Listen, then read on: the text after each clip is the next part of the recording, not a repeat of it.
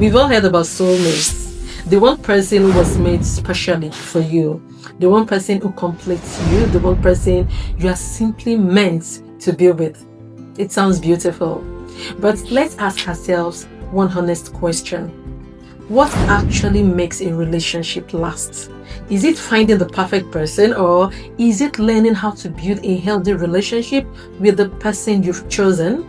Because I think one of the biggest lies we've been told about soulmates is that finding the one is enough. Hi, I'm Dr. Jane, and welcome to Talk Time with Dr. Jane, a space where we have honest conversations about relationships, marriages, emotional healing, faith, and personal growth. Today, let's talk about the soulmate idea and what it can teach us about love.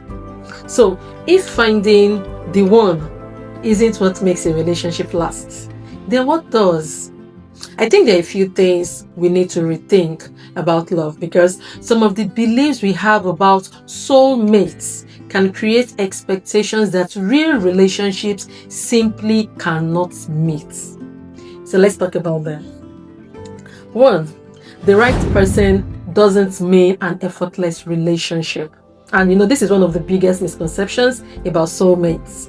A lot of times I have clients come in and they're like, we quarrel every now and then. Are you sure we are meant to be together? They just feel if this person was truly meant for them, the relationship should just work. There shouldn't be serious conflict, no misunderstanding, no difficult seasons. But think about it. You are bringing together two people with different personalities, different families, different experiences, different expectations, and sometimes completely different ways of expressing love. Of course, there will be moments when you don't understand each other. A husband may think, I'm working hard, I'm providing. Surely, she knows I love her. Meanwhile, his wife may be thinking, I know you work hard, but I miss spending time with you. That is not necessarily a lack of love. Sometimes it's simply two people who need to learn each other. Compatibility helps, but relationship skills sustain the marriage. 2. Your partner is not supposed to complete you. This is another idea I think we need to reconsider. My soulmate will complete me, a very romantic idea, but it's also a lot of pressure to put on one human being. Your partner can add joy to your life. They can support you. They can encourage you. They can even become your closest companion. But they cannot be your entire world.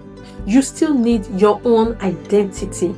Yes, you need your friends, you need your purpose, you need your relationship with God, if you're a person of faith, of course. You need your interest, you need your personal growth. Because when we expect one person to meet every emotional need we have, we can turn love into dependency.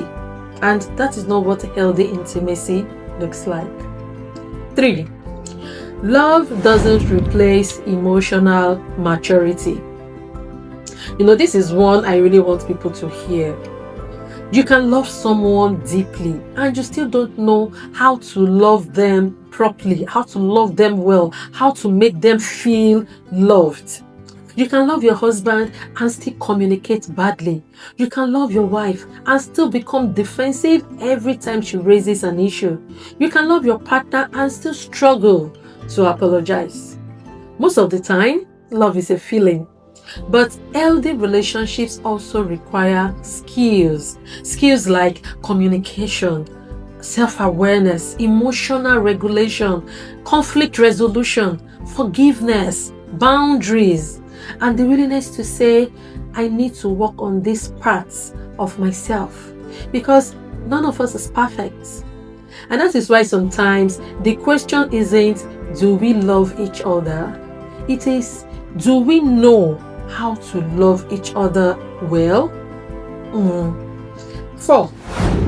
Stop looking for the finished version of a person.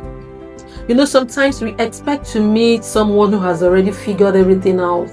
They are emotionally mature, they are patient, they are healed, they communicate perfectly, they never make us angry, they never trigger us, they know exactly what we need. Well, good luck finding that person, because we are all work in progress. None of us is there yet. And that doesn't mean we should ignore serious character problems or unhealthy behavior. No, it means we need to be able to distinguish between imperfection and incompatibility, and between a person who is growing and a person who refuses to grow. There's a big difference. You don't need a perfect person. You need someone who is willing to grow, someone who is willing to actually do the work, not somebody who says I will and doesn't do anything. And you also need to be willing to grow, to be willing to work on your own self. If you're enjoying this conversation, please take a moment to subscribe to Talk Time with Dr. Jane. We have new conversations every week about relationships, marriages, emotional healing, and personal growth. And if you've ever believed in the one, stay with me, because I want to leave you with something I believe is the most important part of this conversation. So, what really makes a relationship last? Maybe it's not finding your soulmate. Maybe it's finding someone whose values, character, and vision are compatible with yours, and then together you build something truly amazing. Two people who can communicate, two people who can repair after conflict, two people who can apologize, two people who can, laugh together, play together, two people who can grow, two people who keep choosing the relationship, especially when life isn't so beautiful, when life isn't so romantic. Because marriage isn't lived in wedding ceremonies and romantic vacations.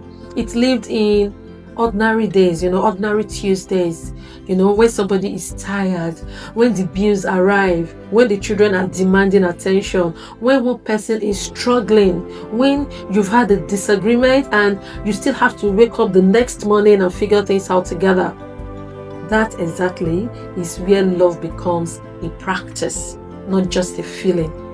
So I do believe that meaningful, deeply compatible relationships exist. I totally believe that. But then, do I believe some people are uniquely suited to one another? Absolutely. But I don't think a lasting relationship is created simply because two people were meant to meet. The idea of soulmates.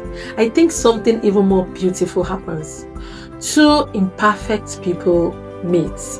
They discover that they share something worth building, and then they choose to build it. They learn each other, they make mistakes, they repair, they grow, they change, and they keep choosing one another. Maybe that's the part of the soulmate story we don't talk about enough. As a matter of fact, yes, it's easy to talk about, the butterflies in your tummy, the sweeping off your feet. The idea is not just finding the person, but becoming the people who can sustain the love. So the next time you find yourself wondering, have I found my soulmate? Maybe you want to also ask a different question. Are we building a relationship that can actually last? Because healthy relationships isn't just about finding the right person. It's about becoming a healthy person and learning how to love another healthy person well. And perhaps soulmates aren't two perfect people who magically fit together. Perhaps they are two ordinary people who choose day after day to build something extraordinary. If this conversation gave you something to think about, please share it with someone who might need to hear it, and subscribe to Talk Time with Dr. Jane. We are building a community of people who want healthier relationships, stronger marriages, emotional healing, and personal growth, and I would love for you to join us in doing this.